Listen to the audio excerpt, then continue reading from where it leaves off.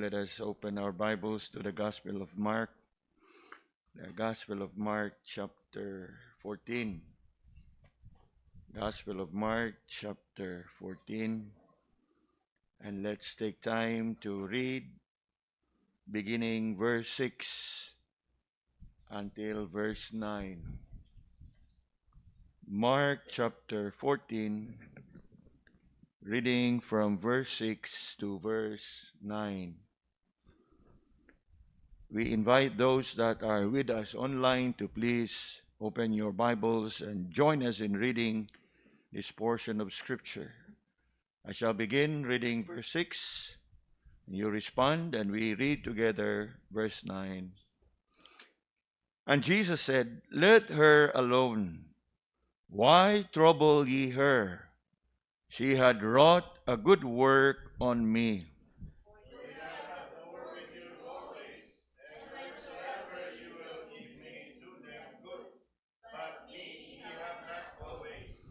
She had done what she could. She is come aforehand to anoint my body to the burying. Verily I say unto you, wheresoever this gospel shall be preached throughout the whole world, this also that she had done shall be spoken of for a memorial of her." Magampo ta, Lord, sa amo karon nga pagpamalandong sa imo nga pulong. Bless us with your knowledge and wisdom and understanding, that we will continue to grow in grace, in knowledge, and in our understanding of thy word, that we also would grow in faith, bearing much fruit, O Lord, for your glory and honor and for our mutual edification. Thank you that you have brought us together this evening to once again come before you, to offer to you our praise, our thanksgiving through our singing, and also to seek to commune with you in the meditation of your word, and thereafter in our time of prayer and intercession. We remember in prayer also those that are with us online. May you prepare their hearts as well as we all come together to listen to the meditation of your word. We pray also for your blessing to be upon thy servant, that thou would sustain him and strengthen him even more as he commit himself to pursuing the work that you have entrusted unto him. We commit to you all these things, praying with thanksgiving in Jesus' name. Amen.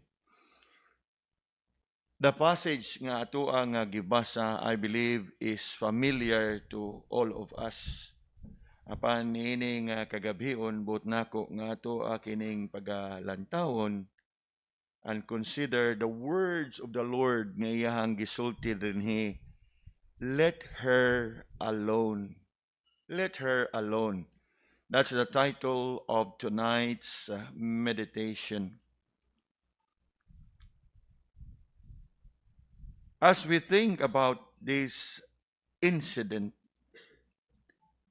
that is somewhat familiar to all of us, I want us to see in here a very beautiful incident in which we can so learn precious lessons mahitungod sa ato ang paglakaw, mahitungod sa ato ang pagpangalagad sa Ginoo. As I myself consider the words of the Lord here, it indeed have encouraged me to consider this passage of Scripture for us to meditate, for us to consider. Kay lagi, there's just too much of a blessing nga ato ang makita dinhi. Sa dihang ang atong Ginoo niingon, "Let her alone." Now, the background of this incident would bring us back, obviously, to verse 1. Nga diin, nahitabo kini nga tanan shortly after the Lord's triumphal entry in Jerusalem. It would bring us to that point of time that the Lord was in that very last week of His life dinhi sa kalibutan.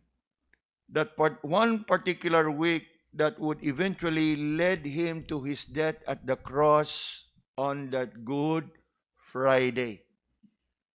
And as you can see in verse 1, after 2 days was the feast of the Passover and of the unleavened bread, and the chief priests and the scribes sought how they might take him by craft and put him to death. That would now establish the background. That indeed, this event took place within that period of time, a few days prior to the Lord's death by crucifixion. And as you read on in verse 2, atong nasayran in verse 1 nga nagtinguha na ang mga kadagkuan, the religious leaders in Jerusalem were trying to plan things out o kung saan nila pagdispatsar ang atong Ginoo. Verse 2, but they said, not on the feast day, lest there be an uproar of the people. Now, interesting kayo ni siya mga kaigsunan, samtang naa na sila yung mga daotang laraw, may tungod sa ato ang Ginoo, apan naaghihapon sila yung mga tinguha nga, ayaw kay basin mamulabog ta diha. Verse 3, and being in Bethany in the house of Simon the leper, as he sat at meat, there came a woman having an alabaster box of ointment of spikenard, very precious, and she brake the box and poured it on his head. And there came some that had indignation within themselves and said, why was this waste of the ointment made? So nakita nato ang dagan sa istorya nga on that particular day, within that Passion Week of the Lord happened to be in the house of this man named Simon the leper. And there we read of an unnamed woman. A named woman. Verse 3 simply tells us there came a woman. But if you compare Scripture with Scripture, a parallel verse in John chapter 12 verse 3 would identify that unnamed woman in this Gospel of Mark as Mary, the sister of Martha and Lazarus. And as you can see in here, it was Mary's way of expressing her devotion unto the Lord, which was typical of her. Again, in the Gospel of Mark, she was not identified as Mary. But comparing Scripture with Scripture, ato na lang kanon haron malangan tagamay pero at least nga mahayagan ng tanan ba. For I believe not everyone may be familiar with the passage, but yes, John 12 and verse 3. Ingon diha John 12 and verse 3, then took Mary a pound of ointment of spikenard, very costly, and anointed the feet of Jesus and wiped his feet with her hair, and the house was filled with the odor of the ointment. So, identify na nato, the unnamed woman was none other than Mary, the sister of Martha and Lazarus. Now, it is just interesting to note, mga kaigsunan, that as we think about this woman named Mary, she is only mentioned 3 times in the Gospels. And what is interesting is in these 3 times that she was mentioned in the Gospels, it is interesting to note that we read of her In these three occasions that she occurs in the Bible, we find her at the feet of Jesus. In the Gospel of Luke, in chapter 10 and verse 39, when Jesus visited their home in Bethany, we read of her sitting at the feet of Jesus while her sister Martha was busy preparing something for the Lord. Then in another incident in John chapter 11, during the time when Lazarus died, and if you can remember, they sent to find Jesus to tell him that his friend Lazarus has died. But we know very well that Jesus at that time purposely delay his going. He purposed it that he will stay for 2 days, and only after 2 days that he would go back to Bethany. And it was at that time when Mary learned that Jesus is coming, she went to meet Jesus and came to his feet. That's the second incident. You'll find it in John 11 verse 32. Then here in our text, the third incident where we find Mary at the feet of Jesus. And no doubt about it, mga kaigsunan, it was typical of Mary to express her devotion unto the Lord. But in the midst of what she's doing in verse 3, as you can see in verse 3, there came a woman having an alabaster box of ointment of spikenard, very precious, and she break the box, and poured it on his head. And there were some that had indignation within themselves. So, samtang sa iyahang nga bahin, kalipay kayo niya nga pagabuhaton katong iyahang gibuhat sa ato ang Ginoo. An expression of her devotion, somehow it was met by an indignation from among the disciples. In other words, samtang alang kaniya, kalipay niya nga iya itong gibuhat sa atong Ginoo, apan ang uban nga na kauban nila suod sa Pinoyanan, na nga suko diha kaniya. Ug unsay rason sa ilahang kasuko? Verse 4, and there were some that had indignation within themselves and said, why was this waste of the ointment made? Ngano maning giusik-usikan maning tao ni?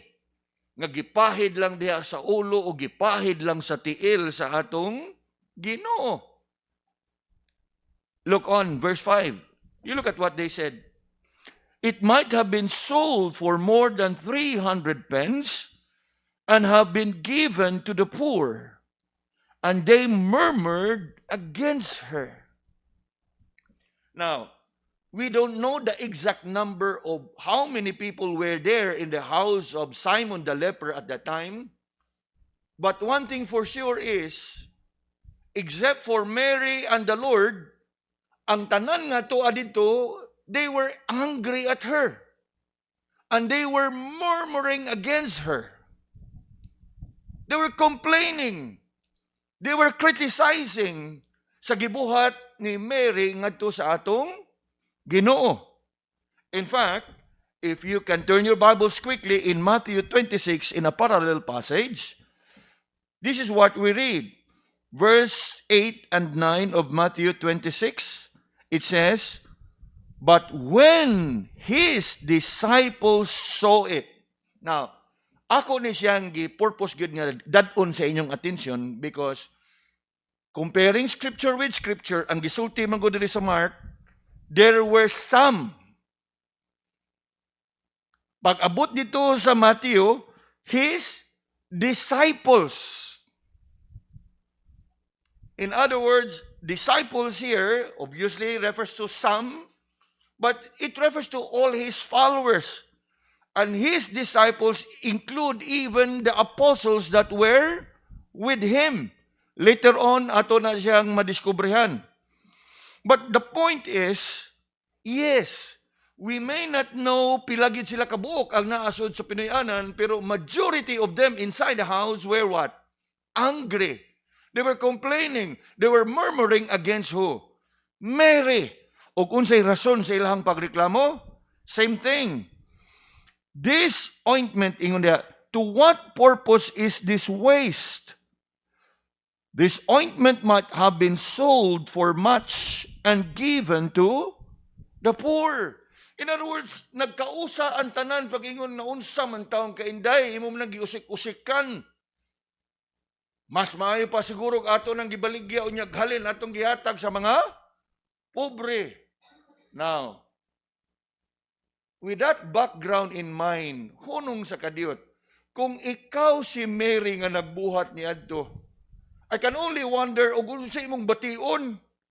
Nga naman, kay for sure, sa imuhang kaugalingon, all that you want to do is to anoint the Lord.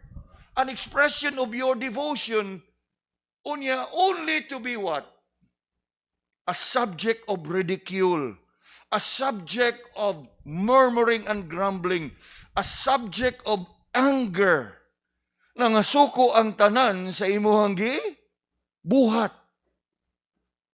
You know, mga kaisunan, I don't know about you, but there are just times nga kita sa ato ang mga buluhaton ug pagpangalagad sa Ginoo, we can be subjected to the same. When all you wanted is to just serve the Lord, when all that you wanted is to simply render your service unto the Lord as an expression of your devotion. And so, as we ponder upon this incident, mga kaigsunan, yes, it seems like all the people in the house were mad at Mary because, according to them, what she was doing was a waste. And why waste? For obviously, that box of ointment is very costly, very expensive. Gani ang word nga gigamit niya in verse 3 of Mark 14, very precious. And then they even give reasons. It could have been sold and the money would have been given to the poor. We can only imagine how Mary must have felt at that time when all that she wanted to do is simply anoint the Lord. She never had thought that she will be subjected to such indignation. People criticizing her, people murmuring at her. Imagine na sa makadiyot mga kaigsunan, ug unsay sentimento sa tanan ni adtong tungura sulod sa Pinoyanan. All the eyes were focused on Mary, and she was subjected to what? Ridicule, criticism, comments, tanan nga pagbiay-biay o pagtamay perhaps iyahang na dungog. And it was then that the Lord spoke and said in verse 6, "Let her alone." Nagtuo ko mga kaigsunan nga in between the time nga iyahang gi-anoint ang atong Ginoo og nagsugod og kasuko og nagpadayag sa kasagmuyo ang mga tao, naglibog si Mary og unsay iyahang buhaton. And it could have been a great relief sa dihang nitingog ang atong Ginoo nga let her alone. And that is what caught my attention. Kaya no, for I believe the words of the Lord here saying, let her alone, surely have brought much relief on the part of Mary. I'm sure na-comforted siya, hay salamat, abi na kog kasabaan sa kog apil og masuko pog apil ang atong Ginoo. It must have been a great comfort and a great relief for Mary to hear the Lord here saying, let her alone. Nga naman, for that indeed, alang kang Mary, nagtuo ko, nga igo na. I don't mind what people would say about what I am doing. Good enough for me that the Lord says, let her alone. Ug mo niya kung gusto nga ato ang sayron mga kaigsunan. Don't mind what people would say regarding your devotion, regarding your commitment, regarding your service unto the Lord. Don't mind whatever people would say about you sa imuhang pagpangalagad, for as long as ikaw mismo sincero og tinud-anay sa imuhang pagpangalagad sa Ginoo. Leave it to the Lord. Let the Lord speak. Although sa ato ang bahin, we may not hear the word of the Lord, but learn from here. Let her alone. And so as we reflect upon the words of the Lord here, firstly, mga kaigsunan, when the Lord here says, let her alone, it was a word of consent. It was a word of consent. Consent gani simply means nga, He approves what Mary is doing. Not only that He approves what Mary is doing, He appreciates what Mary is doing. Ikatulo, that He appreciates what Mary is doing. Kaysa iyang pag-ingon, let her alone, in today's language, it simply means leave her alone, pasagdihin na siya. Ayaw na siya hilabti, papadayunan na siya sa iyahang buhat. It was a word of consent. Nga naman, what's the reason behind ngayon siya nga let her alone? Look again in verse 6. And Jesus said, let her alone, why trouble ye here? She had wrought a good work on me. Nganong inyo man ang badlungon, nganong inyo man ang barawon, nga maayo man ang iyang buhat. In the eyes of the rest of the people in the house, it was a big waste. Nangasuko sila. And the Lord said, let her, ug kita pa siguro to, gara-gara din ta. Kanawara, ayaw pod. Di ba tinuod? Ang atong attitude, basta gani makakapabor nga murag paborda. Sana, ayaw pod. I want us to reflect in here that at times, ato ang pagpangalagad sa Ginoo, we can be misconstrued, we can be misunderstood. People can say what they want to say against us. Apan kung ikaw sincero diha sa imong pagpangalagad sa Ginoo, this is your comfort. Let her or let him alone. For it was God's word of consent. And as we think of the word consent, yes, it means that the Lord approves what you are doing. It means that the Lord accepts what you are doing. It means that the Lord appreciates what you are doing. Let her alone. What a big relief it must have been for Mary to hear of the Lord telling everyone, let her alone. Pasagdihin na siya. Ayaw na siya pugni sa iyahang gibuhat. Kay kanang iyang gibuhat, dili na para inyo. Kanang iyang gibuhat para na kanako.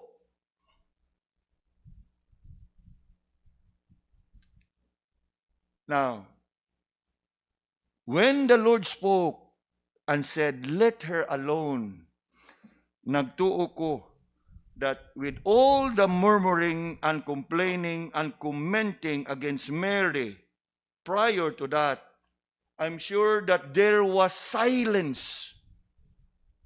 I'm sure nga nangahilom ang tanan when the Lord spoke and said, "Let her alone." For as I have said, when Jesus spoke those words, "Let her alone," it was a word of consent. Nga bahalag unsa imong isulti, for as far as the Lord is concerned, maayo ang iyahang gihimo.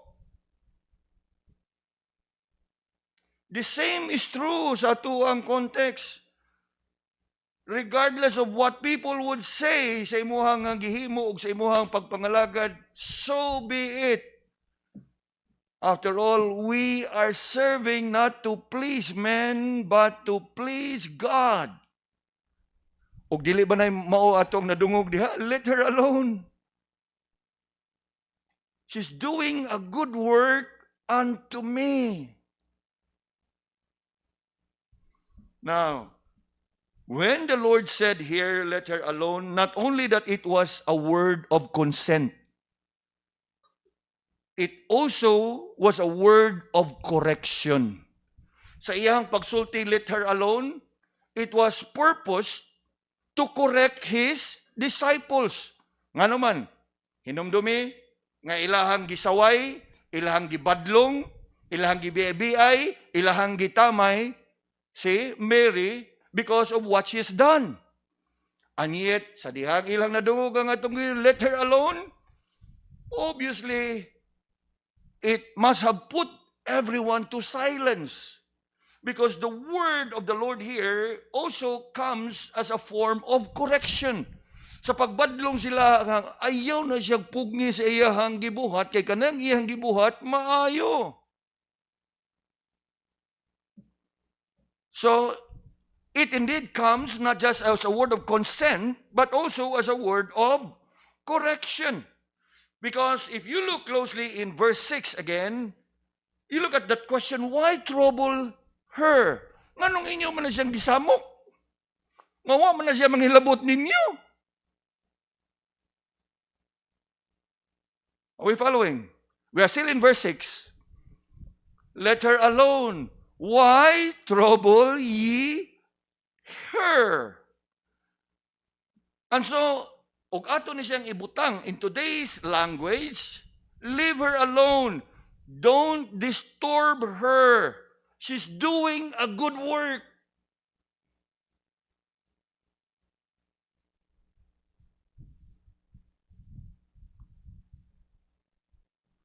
In fact, sa pagsulti sa ato ang Ginoo ni ining tungura, why trouble ye her? For sure, ni santop sa hunahuna sa tanan, nga naasulod ato nga Pinoyanan, nga nagdungan sa pagpadayag silang kasagmuyog, kasuko o pagsaway sa gibuhat ni Mary, they must have been silenced. Because the word of the Lord unto them comes as a form of what? It's not just a consent, but a correction, a rebuke. Why trouble ye her?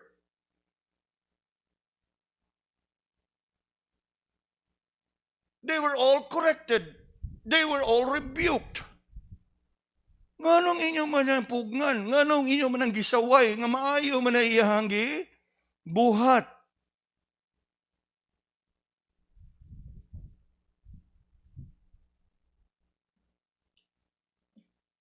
Gani, at this time, again, may imagine lang nato si Mary nga, naglisod pa siya og absorb sa tanang pagsaway nga iyang nadungog gikan sa mga tao, and then all of a sudden, the Lord spoke, "Let her alone. Why trouble ye her?"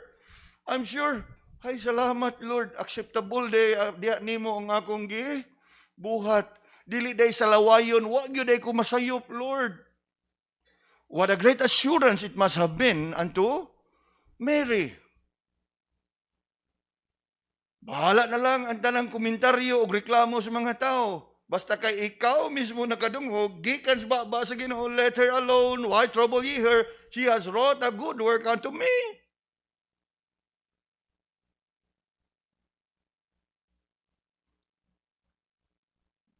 And indeed, the words of the Lord here comes as a form of correction. Dili lang sa mga tinun-an sa ato ang Ginoo, but even kanato karon niining kagabhion. Kay kung atong padayonon sa pagtanaw ang pulong sa atong Ginoo dinhi, out of this beautiful incident that somehow turned a bit ugly when the people were moved with indignation, yet the Lord continued to express His consent, His approval, His acceptance, and His appreciation for what Mary has been doing upon her. Atong makita dinhi sa pagpadayon sa pagsulti sa atong Ginoo, it indeed comes in a form of a correction nga diin ato asong mapanaminan ang ato ang kaugalingon. Look with me at what the Lord said in verse 6. She had wrought a good work on me. Who said it? The Lord. Now, ug imong intandi sa mata sa tao, dakong usik-usik, way kapuslanan ang gihimo ni Mary. Pero sa mata sa Ginoo, she has done a good work. Asa man ka? Would you want to please men? Or you want to please God? And somehow, mga kaigsunan, as we think about Mary here, it should also cause us to examine ourselves in regards to our devotion.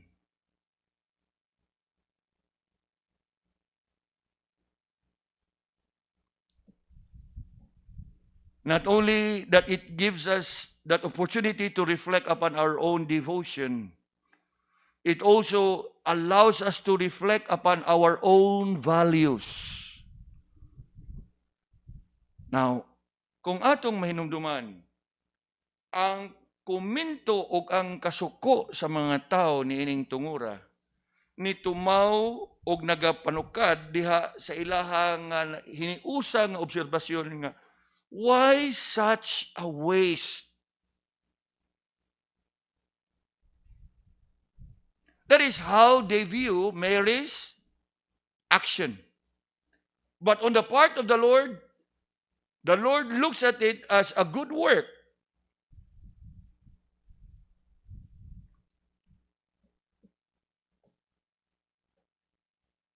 It was indeed a good work because Mary had anointed. But the issue here is not about Mary's anointing. The issue nga gi-obserbahan sa katawhan dinhi is the value of the item nga gigamit sa pagpahid ngadto sa atong Ginoo. And as you can see, on the part of Mary, she did not spare any of the costly ointment, but broke the alabaster box and poured it all upon the head of the Lord down to His feet. Ug maunay gikasukan sa mga tinunan. The disciples were so mad to see such a waste. Gani, sa ilahang pagsaway, they even come with an estimation to justify their comment that it was indeed a great waste. Nga naman, kay niingon sila in verse 5, it might have been sold for more than 300 pence and have been given to the poor, and they murmured against her. Somehow, it reflects upon how we value the Lord. Sa bahin ni Mary, bahala pa kag unsa ka kamahal. Ako uning ihatag ang tanan ngadto sa Ginoo. Sa bahin sa mga tinunan, kadakong usik. You know, mga kaigsunan, kanang giitawag na dihang 300 pence, dako ng kantidara. Kay niining tungura, during the time nga ang atong Ginoong Hesus dinhi, ang sweldo sa usa ka tawo sa kada adlaw is 1 pence. So, og 300 pence, ato pa halos usa ka tuig nga sweldo na sa labor. It is equivalent to almost a year's wage of an ordinary laborer. Ug mo na ilang obserbasyon, dako kay ning usik. Halos usa ka tuig nga kantidad nga unta pwede kay natong mabaligya og mahatag ang kwarta sa mga kabos. And so as we reflect upon the words of the disciples, in contrast with the words of the Lord, it allows us to reflect upon ourselves. How do we view things in relation to God? Diha batay consider nga mahal ni. Murag sobra ra pod og ako ning ihatag ang tanan ngadto sa Ginoo. And somehow it brings us to that issue on how we view and of how we value our devotion to the Lord.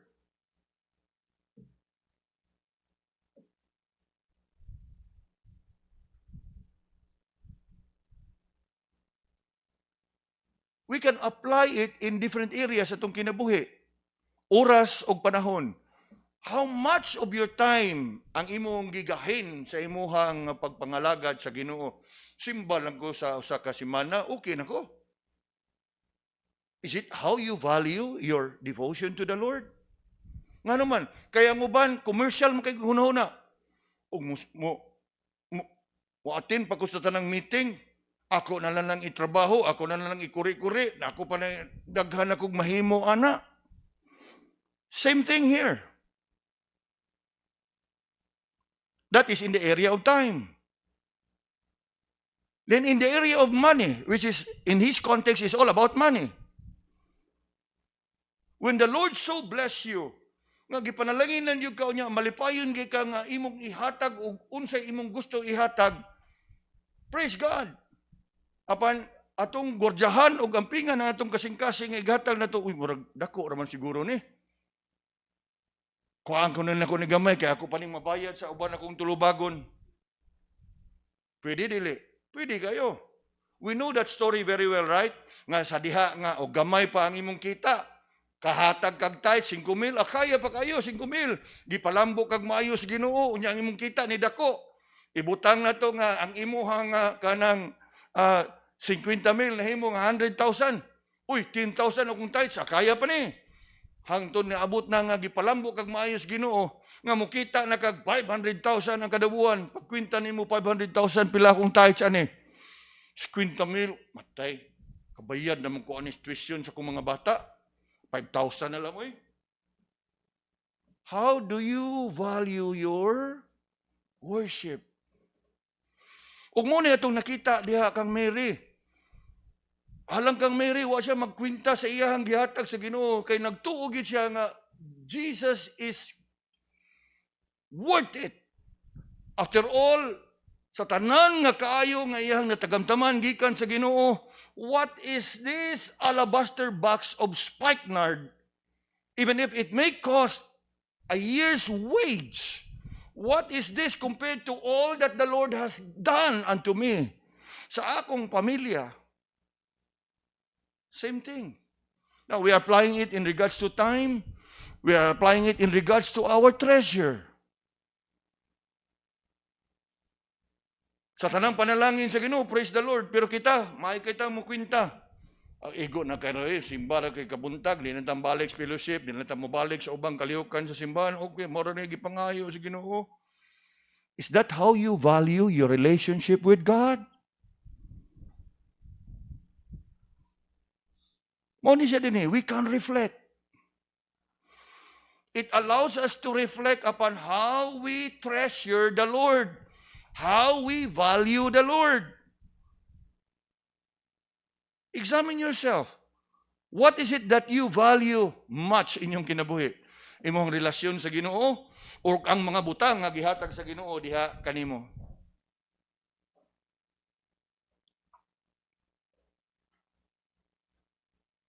In time, in treasure, it can also be of service. igo na, makasimba, maka-duty, asir o sa kabuan, kausa. We seem to be measuring. Murag kanunay yun atong gisukod. Mura ba og naagyapunta sa negosyo ba nga murag alkansi naman tani, sobra naman eh.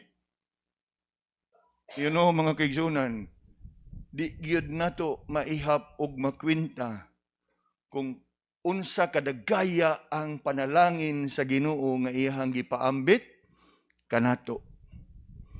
And yet human nature, sinful nature, we try to be calculative. We seem to be calculative.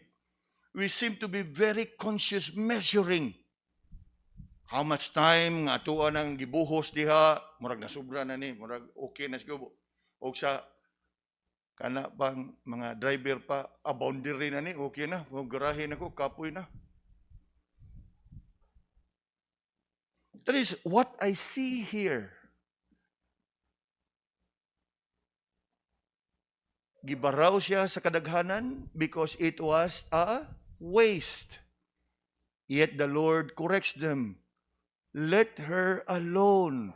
Why trouble ye her? She has done and wrought a good work on me. So it allows us to reflect upon our devotion, our value, and how we view our relationship with the Lord. What else? It also allows us to reflect upon our motives.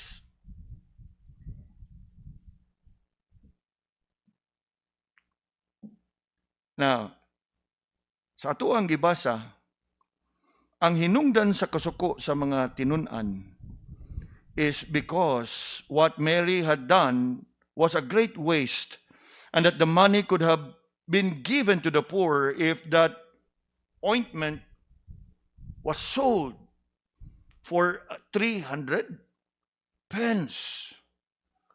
Apan ang pangutana mao ni, was it really their intention and motive that if they can sell that box of ointment nga ang halin ilahag yung ihatag sa mga kabus? Now, abli sa makadiyot ang inyong mga Bible diha sa John 12. This is a parallel passage. John 12. To see for ourselves, was it really their motive and intention? Now, atong makita din is something that is reflective of human nature. In verse 4 of chapter 12 of John, this is what we read. Then saith one of his disciples, Judas Iscariot, Simon's son, which should betray him, why was not this ointment sold for 300 pence and given to the poor? Nindot kay paminaw, di ba? But come with me to verse 6. This he said, not that he cared for the poor, but what? Because he was a thief, and had a bag, and bare that what was put therein. Are you seeing the point now? Na ay usahay mga kaigsunan nga makasaway ta sa gibuhat sa mga tao. Nga bisan pa man nga ang gibuhat sa tao para ra gyud sa pagpangalagad sa Ginoo. Not because you are really concerned, but simply because you have different intention. You have different motive.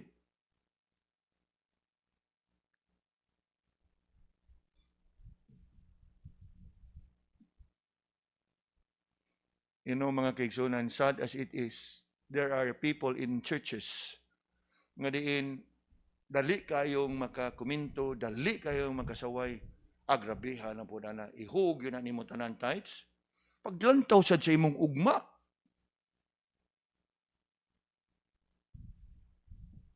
agrabihan na po nimo, ingon ana ang imong ihug nga offering.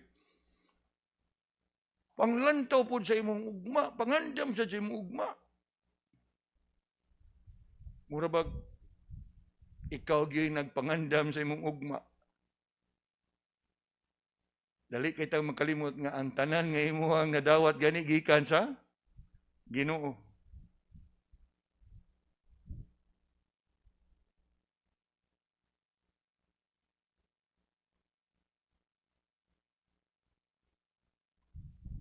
It is of no wonder that Jesus here said, "Let her alone." They were corrected in their views, in their values, in their motives and intentions. Bisan pa man tuod og ningon sila nga it could have been given to the poor. Nakita gyud nato in the Gospel of John that it was not really the true and sincere.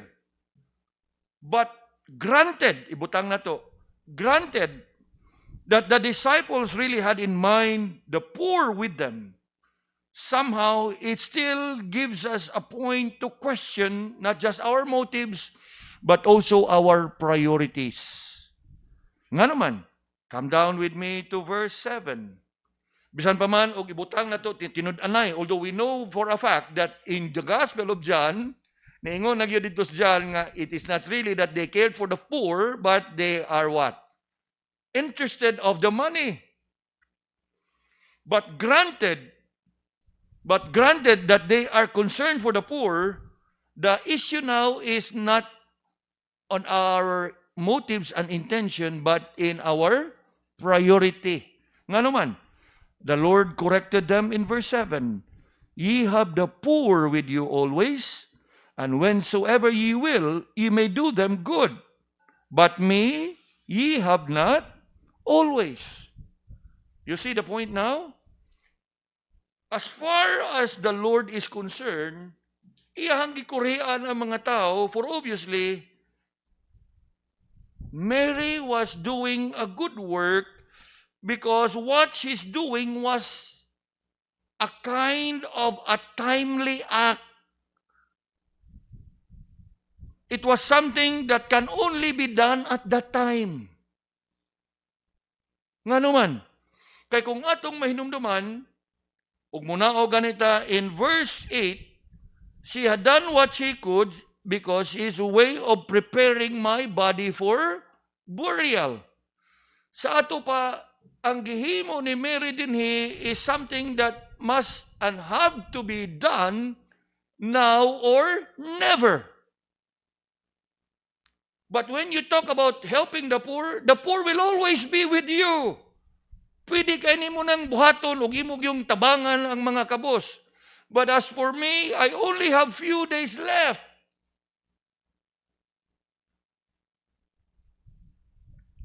And it somehow allows us to see for ourselves our priorities as well.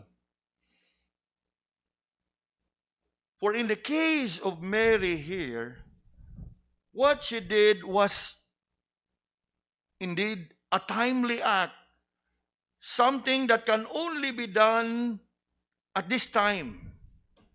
For any time later than that, it may be too late. While the Lord here is saying,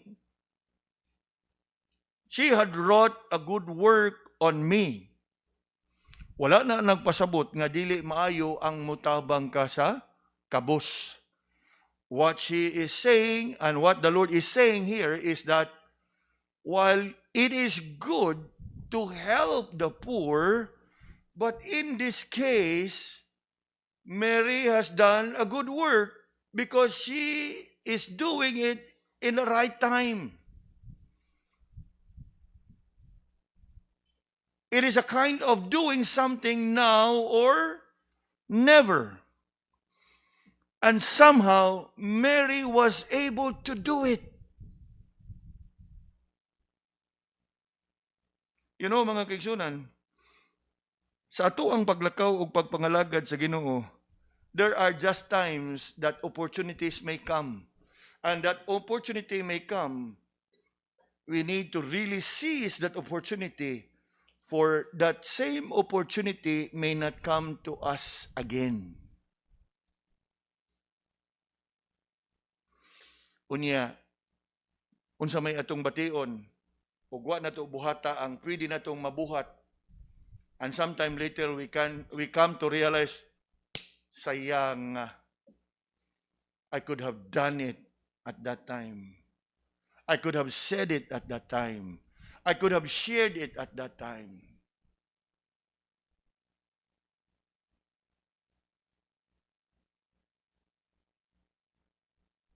We can apply it in many ways sa ato ang kinabuhi. Perhaps you have been praying for the salvation of your loved ones, and yet you have not really been praying that you can share the gospel to your loved ones. Then the next thing you hear, that your loved ones have passed away. How would you feel? I could have shared the gospel.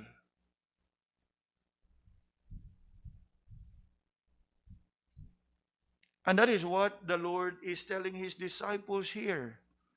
She had wrought a good work on me. For ye have the poor with you always, and whensoever ye will, ye may do them good. But me ye have not always.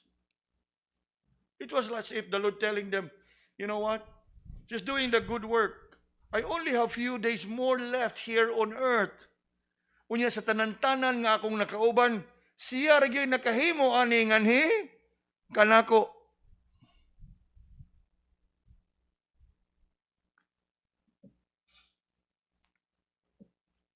True. The Lord uses this beautiful incident to correct his disciples, as well as for us to examine ourselves in view of our devotion, our values, our motives, our priorities, and lastly, in view of our anticipation. Come down to verse 8. Giklaro gyud sa Ginoo diha, she had wrought a good work on me. Why? Because she had done what she could. She is come aforehand to anoint my body to the burying. You know, mga kaigsunan, prior to this incident, the Lord has been telling his disciples, let us go back to Jerusalem, where the Son of Man shall suffer and die in the hands of the elders, the scribes, the chief priests, and the Pharisees.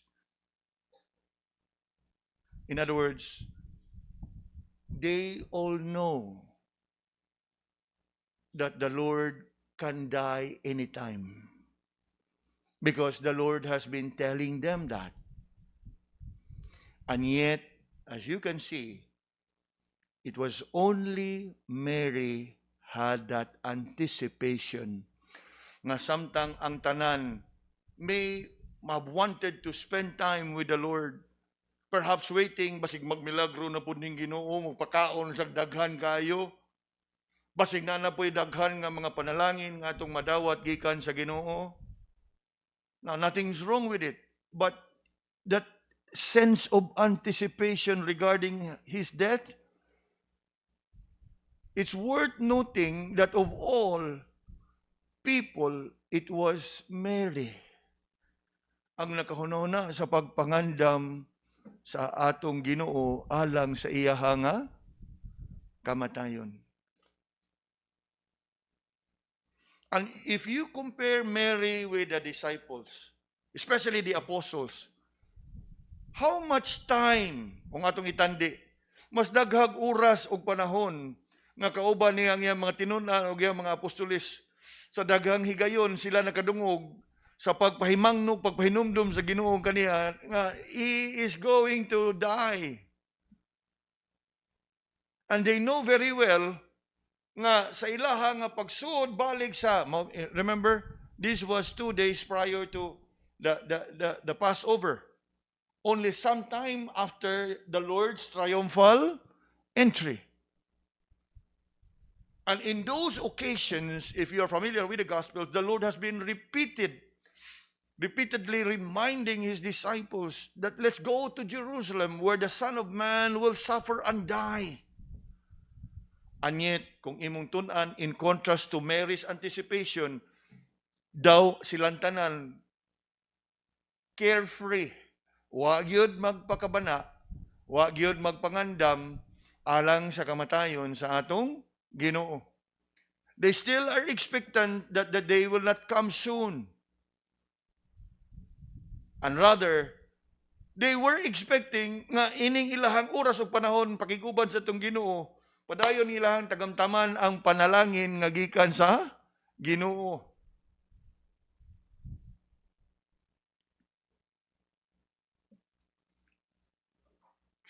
Something that kay og dili pa ni siya importante, then the Lord will not bring this to our attention. Why would the Lord say these things to His disciples? Surely to correct them. You know what? You have been with me all this while, but you have never thought about my imminent death by crucifixion.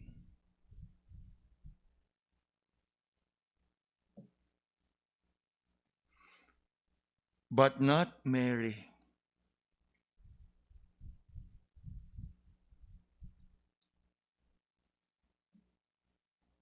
Mary understood very well ang dagan sa panahon ug sa mga panghitabo. She understood well that the Lord was heading for His death at the cross and eventually to His burial.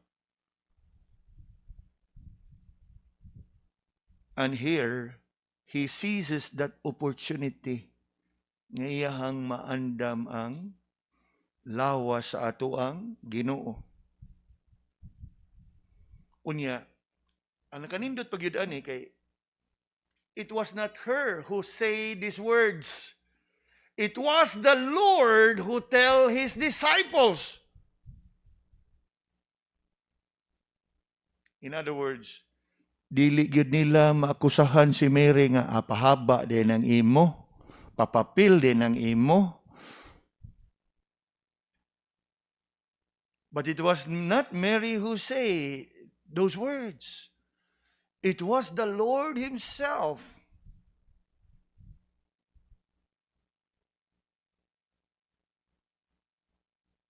In fact, kung atong balik-balikan sa makadiyot,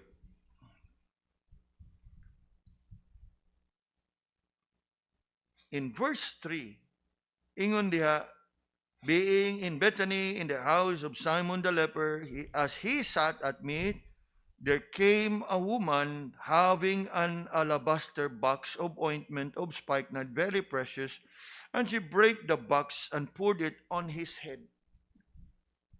Now, diha palang daan, wa gyud kay nakita nga pagsupak og dili pag-uyon sa atong Ginoo.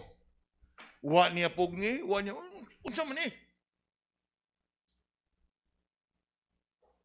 In fact, even before he spoke the word, let her alone, sa iyahang pagtugot pa lamang diha in verse 3, without saying anything, it was his way of acknowledging and accepting and appreciating, allowing Mary to do what she wants to do. Kay nga naman, kay nakita daan sa atong Ginoo, kanindot, there was that anticipation.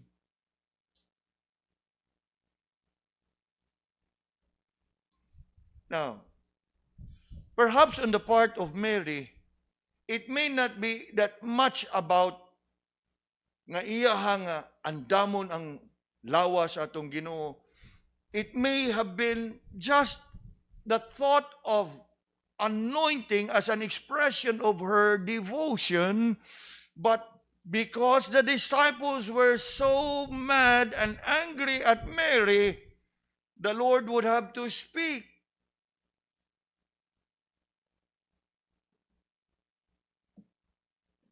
In a way, correcting the disciples.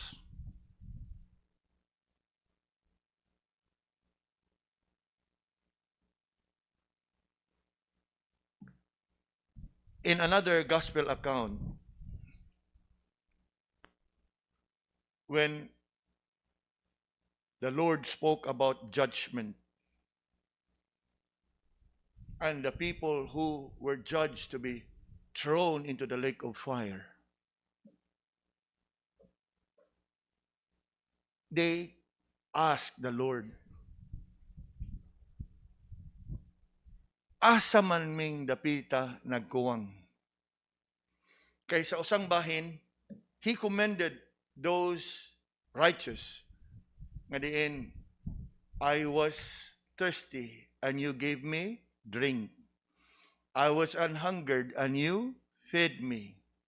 I was in prison and you visited me. And the other group asked, diin man kang dapitan, hitabo ana. And what did the Lord said? Inasmuch as you have done this to the least, you also have done this to me as well.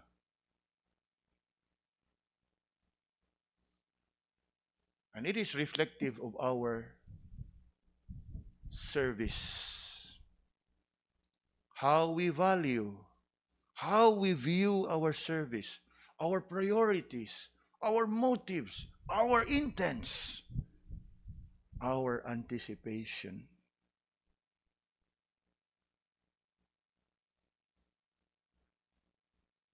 Nga, we can only imagine hangtod ni ining tungura, siguro nagpinikpikay ang mga tao ba, ikaw mag-iuna gud na naway mangugka da nalabhan hinuunta. You know, we can only imagine at the time there was utter silence. All along, they were all complaining, right? Murmuring and grumbling, right? But the moment the Lord said, let her alone, wow. Unya, sa diha nga gi-elaborate pagyud pag-ayo sa Ginoo. Siguro ang uban gayong uyango, ang uban dungo na lang yun. Ang uban ikaw, awa.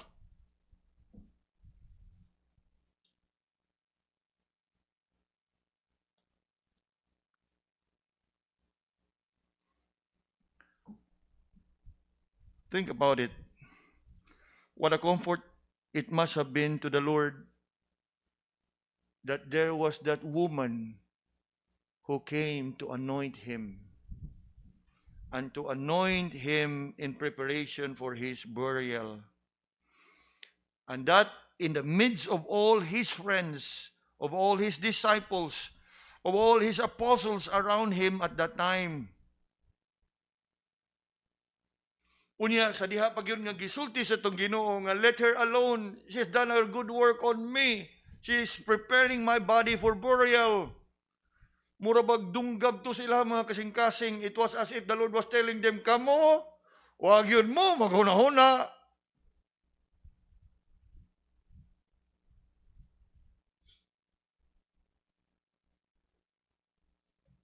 And that explains why the Lord said, let her alone. It was a word of consent. It was a word of correction. Lastly, verse 9. It was a word of commendation. Look with me in verse 9. Verily, I say unto you, wheresoever this gospel shall be preached throughout the whole world, this also that she had done shall be spoken of for a memorial of her. You know, mga kigsunan, ang gisulti sa atong Ginoo dinhi nakaangkon og katumanan sa kadaghang higayon, even karong gabi una.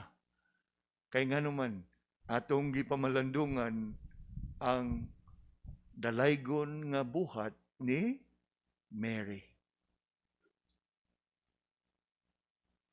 So every time this text will be considered and will be meditated upon, you cannot miss the point of what Jesus here said. That wheresoever this gospel shall be preached throughout the whole world, this also shall be done, shall be spoken of for a memorial of her. Now, ibutang na to. I just mentioned that Mary was mentioned only 3 times in the Bible, but puros maayo ang iyahang himo. And for that, she will always be remembered. Are we following? She will always be remembered of all that she did for the Lord. Pero you try to think of some other characters of the Bible. For one, David. Daghan siyang nahimo sa Ginoo. Pero I'm sure you cannot miss out his sin with Bathsheba. You think about Solomon, the wisest king of Israel. But for sure, you cannot help but think of his what? 700 wives and 300 concubines. You can think of whoever you can want to think of. I am sure nga naghan kay sila nahimo nga maayo sa Ginoo pero naagyo kay may numduman nila nga. But Mary only occurred 3 times, mainly in the Gospels. But all that you will remember of her was her devotion to the Lord. Now, one na magpasabot nga she's a perfect woman, sinless woman, but as you can see the word of the Lord here, wherever this gospel shall be preached, this act that she did shall be a memorial for her. You think, I want to encourage you, you think of Noah. Wow, faithful, true? But we know very well, right? He exposed his own nakedness because he was drunk. Who else you can think of? But not Mary. It's not that she's a perfect woman, but simply because Jesus said it. That wherever this gospel is preached, look again how the Lord commended her. Wherever this gospel shall be preached throughout the whole world, this also she had done shall be spoken of for a memorial of her. Walay laing karakter sa Biblia ang gisultihan sa atong Ginoo sa ingon niini. Again, this is not to say nga wa ni siya apan, but as the Lord said, this that she has done shall be remembered as a memorial. Compare with others. Moses, daghang kay nahimo nga maayos Moses, di ba? Apan daghan sa siyang mga kapakyasan. Who else you can possibly think of? Joshua, hindi na magisgot pang Samson. Labaw sa lawayon. Who else you can think of? Mary. Let her alone. A word of consent, a word of correction, a word of commendation. Now, sa tuwa nga pagpamalandong niini about Mary, mga kaigsunan, it is not just about her nga buot nako nga ato ang lantawon. Ang akong katuyuan nga ato ning malantaw is nga ato pong mapanaminan ug masunod ang iyahang mga gihimo. For as we think about Mary, think about her thoughtfulness. Ang kanunay niya nga paghununa sa iyahang devotion, sa iyang relasyon sa atong Ginoo. Then think about her action. Ug unsay naa sa iyang hunahuna, iyahag yun buhaton. Usahay kita, nindot kitag mga hunahuna, nindot kitag mga plano, pero Lord, pasensya sa Lord, busy yung kay ko Lord, daghang kay kong overtime man Lord, daghang kay kong absonon Lord, sunod na lang siguro kung si Manam Simba Lord. You have good intentions, but you failed to translate it into action. And then thirdly, mga kaigsunan, we think of Mary, we think of her thoughts, her action, and most of all, her devotion unto the Lord. Taliwa sa mga pagsupak o pagbiay-biay, pagyaga-yaga o kasagmuyo sa mga tao. Surely, nibati siya o kabugnaw, perhaps kahadlok, and yet somehow she was comforted when the Lord said, let her alone. Ug tungod niya na mga igsoon, like Mary, we may be misunderstood by others. Our acts, our motives may be questioned if not criticized by others. People may get angry at us. Reflect upon the words of the Lord. Let her, or in your case, let him alone. Lord, salamat sa imong mga pagdasig kanamo niining kagabhion diha sa imuhang pulong. Salamat sa padayon nimo nga pagpadayag kanamo, Ginoo. How best it would be for us to pursue things that is glorifying unto you, to pursue things that are pleasing unto you, to pursue those things that are acceptable unto you. Be with us this evening as we proceed to our time of prayer. Prepare our hearts and minds, Lord, even our lips, as we offer to you our praise, our thanksgiving, our petitions, our request. In Jesus' name we pray. Amen.